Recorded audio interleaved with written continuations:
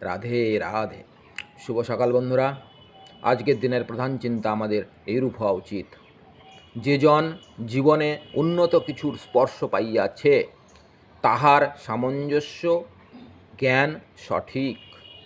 সত্যিই তুমি এক জাদুকর, তোমার অদৃশ্য স্পর্শ করে মোদের মলিন হৃদয়ে সৌন্দর্যের অপূর্ব সঞ্চার। যেথায় শূন্যতা সেথায় আনো তুমি পূর্ণতার অশেষ সম্ভার। কর্কশতা হয়ে যায় মধুর কোমলতা। তোমার এই অলৌকিক অনন্ত মহিমা করে মোর এ হৃদয়ে বিস্ময়ে অবাক আর আনন্দে অতি ভরপুর।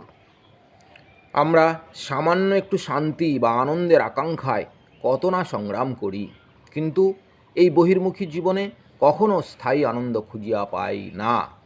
আমাদের সৃষ্টিকর্তার সঙ্গে যখন সর্বতভাবে যুক্ত হই, তখনই কেবল আমাদের মনে এমন এক শান্তি ও নিরাপত্তার ভাব জাগে, যাহাকে কোনো কিছুই বিচলিত করিতে পারে না। ঘরে যখন আলো জ্বালাইয়া রাখিলে সেখানে অন্ধকার প্রবেশ করিতে পারে না, সেইরূপ মন যদি আমাদের ভগবৎ প্রেরণায় পূর্ণ করিয়া রাখি, তবে সেখানে কোনো ভুল বা কোনো অন্যায় প্রবেশ করিতে পারে না। আজকের দিনে প্রার্থনা এইরূপ হওয়া উচিত, হে অন্তর্যামী, তুমি তো আমার অন্তরের সকল কামনাই জানো।